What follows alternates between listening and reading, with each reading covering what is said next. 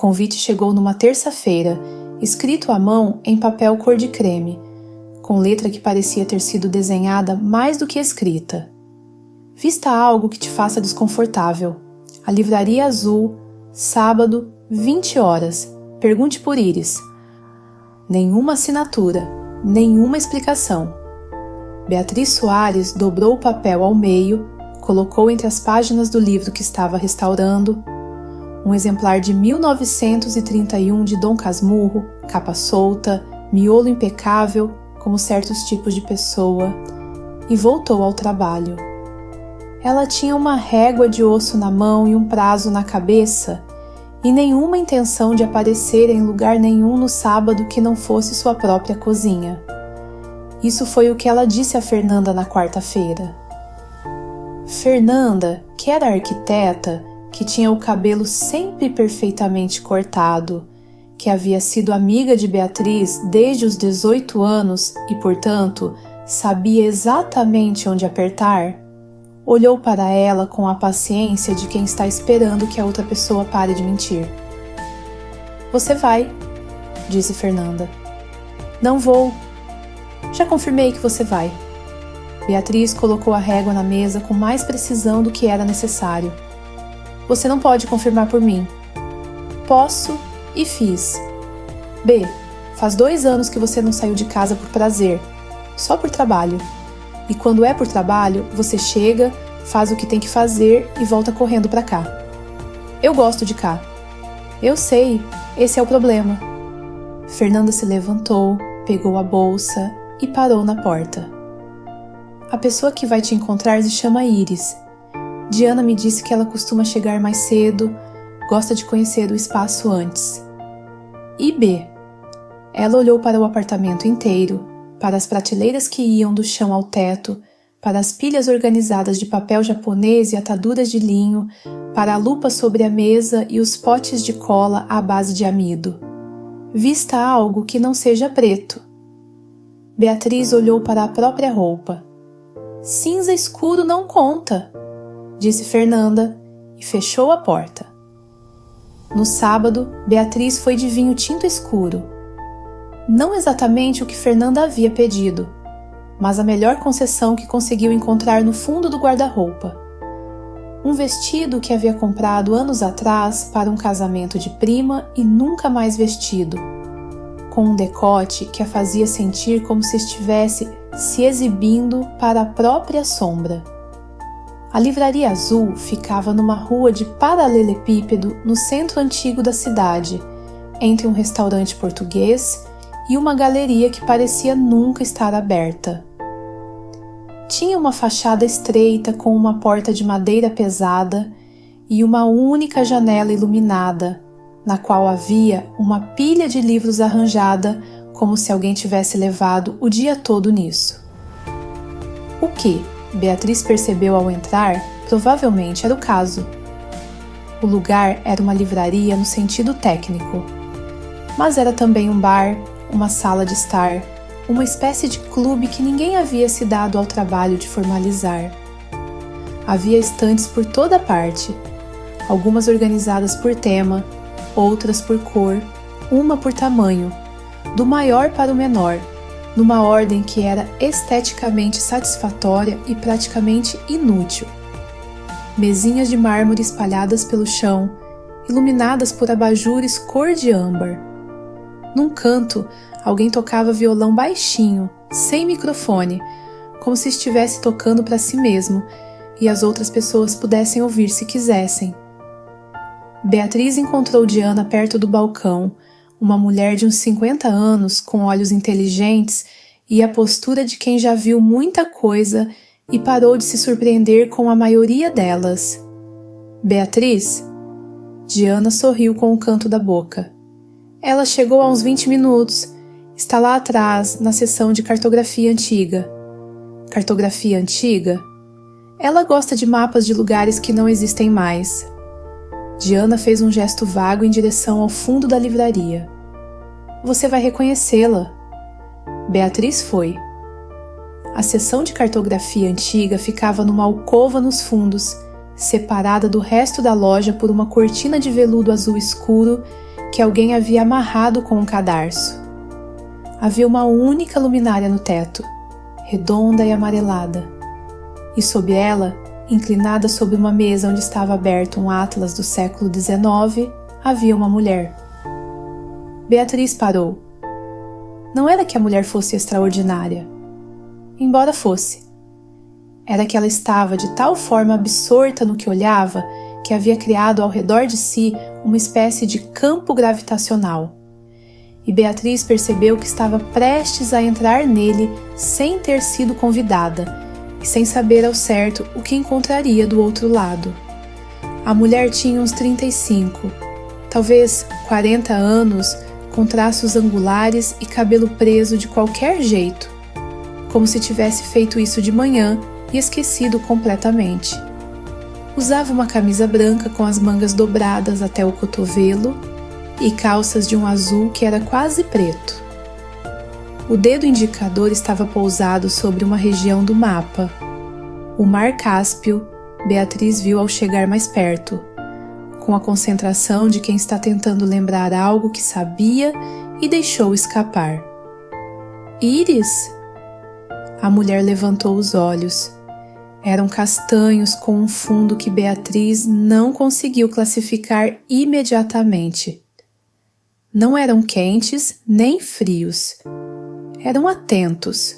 E naquele segundo exato em que seus olhos se encontraram sobre um atlas do século XIX, com uma região que nenhuma das duas jamais visitaria, Beatriz teve a sensação nítida e levemente perturbadora de que algo havia começado. Algo que ela não havia pedido. Algo que suspeitava não ia ser reversível. Beatriz, disse a mulher, não como pergunta. Você já sabia quem eu era? Diana me mostrou uma foto quando cheguei. Um traço de algo, de versão talvez, ou o precursor dela, no canto da boca. Sou melhor com rostos do que com nomes. Você quer sentar? Havia 2 cadeiras de couro gasto ao lado da mesa. Beatriz sentou. Íris fechou o atlas com cuidado. O tipo de cuidado que vem do hábito, não da performance. E se virou para ela completamente. Completamente era a palavra certa.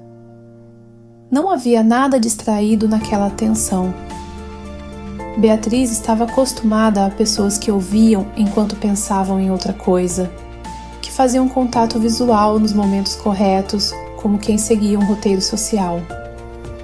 Íris simplesmente estava lá, da maneira que certas pessoas são capazes de estar, sem reserva e sem esforço aparente. Era desconcertante. Fernanda me disse que você restaura livros, disse Íris. Restauro. Que tipo? Os que precisam, primeiras edições principalmente. Manuscritos quando aparecem, qualquer coisa que alguém decidiu que vale a pena salvar. Íris inclinou a cabeça levemente. Não como quem não entendeu, como quem entendeu e quer entender mais. E quem decide o que vale? A história, disse Beatriz. Eu só descubro como segurar as partes juntas. Houve uma pausa que não era desconfortável. O violonista lá na frente havia começado algo em compasso de valsa, muito baixo, como se também não quisesse interromper nada. Eu trabalho com mapas, disse Íris. Cartografia histórica, corrijo edições, identifico falsos, catalogo coleções para museus e colecionadores privados. Então, você também trabalha com coisas antigas. Também, mas mapas são diferentes de livros. Ela cruzou os braços sobre a mesa, não como quem está na defensiva, mas como quem está se preparando para pensar em voz alta. Um livro conta uma história que alguém quis contar. Um mapa conta o que as pessoas achavam que era real, o que achavam que sabiam sobre o mundo. Toda imprecisão num mapa antigo é um documento de um momento em que a humanidade ainda estava descobrindo onde as coisas ficavam. Beatriz olhou para o atlas fechado entre elas.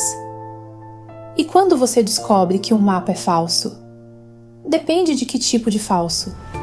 Íris levantou 2 dedos. Há os falsificados, feitos para enganar, para parecer mais antigos ou raros do que são. Esses são um problema. E há os errados, feitos de boa fé, com o conhecimento disponível na época. Esses são documentos de uma honestidade particular. Uma pessoa olhando para o mundo e desenhando o que conseguia ver.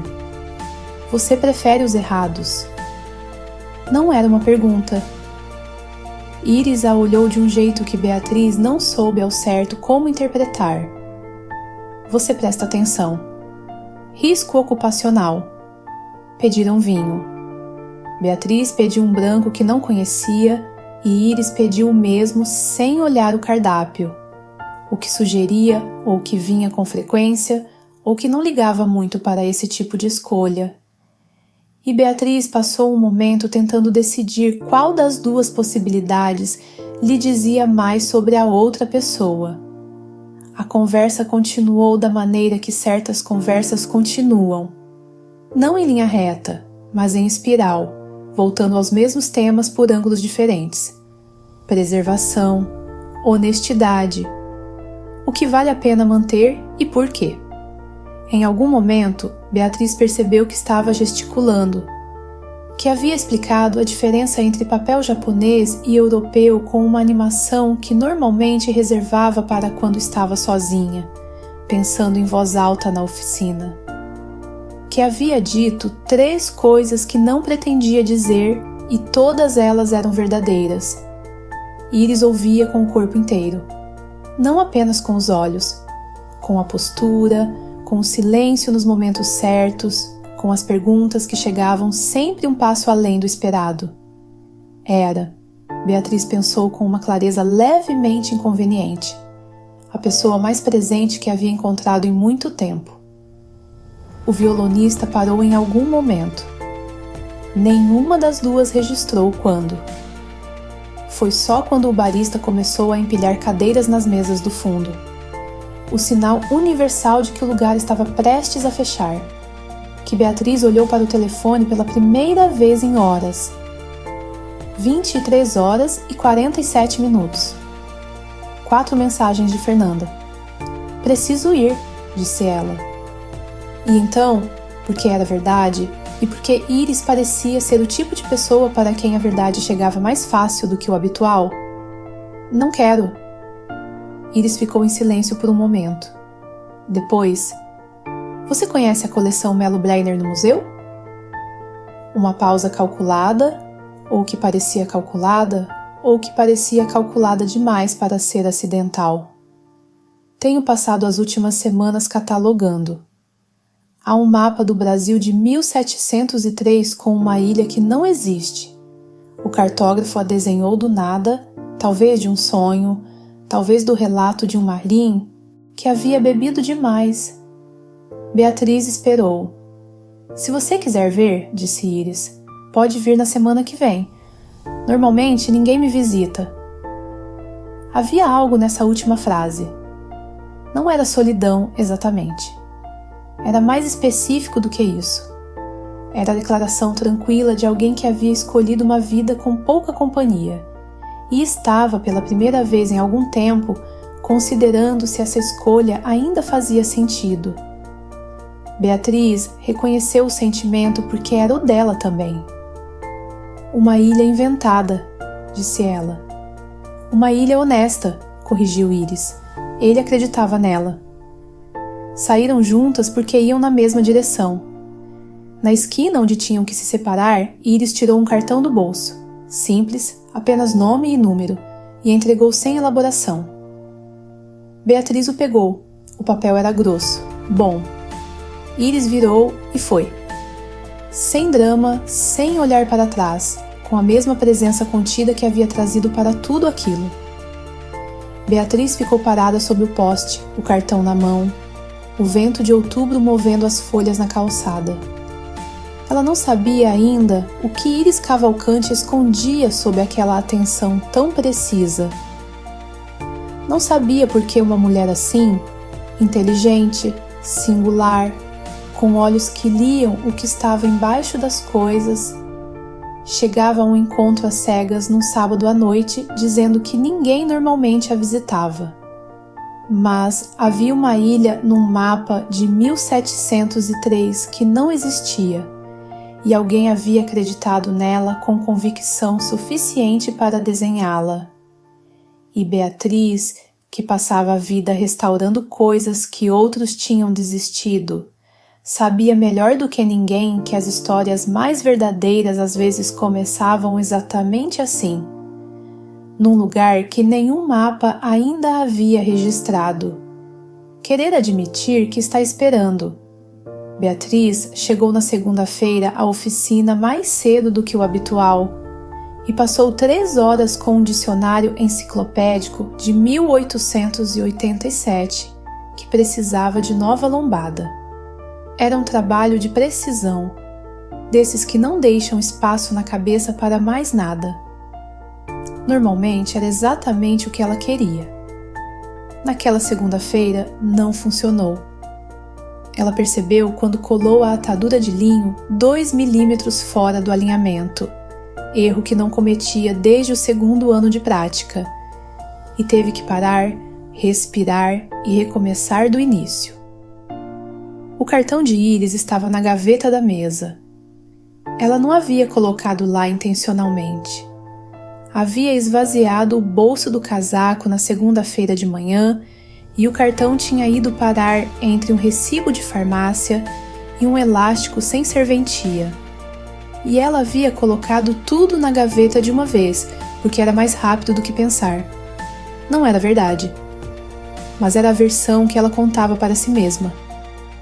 Na quarta, Fernanda ligou. Então o quê? Beatriz, pausa calculada. Você ficou lá até quase meia-noite. Diana me contou. Diana não deveria contar nada. Diana me contou porque eu perguntei e ela é minha amiga há 15 anos e não tem como resistir quando eu uso o tom certo. Outra pausa. Como ela é? Beatriz ficou em silêncio por um momento.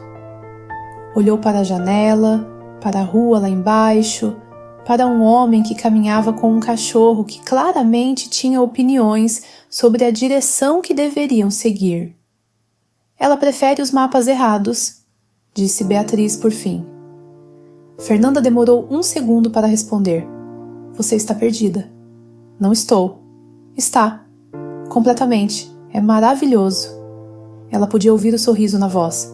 Você vai ligar para ela? Beatriz não respondeu. Beatriz Soares, você vai ligar. Tchau, Fernanda. Ela desligou.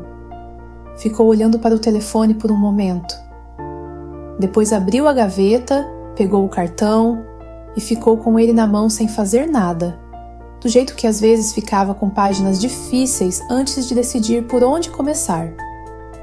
Íris Cavalcante. O papel era mesmo bom.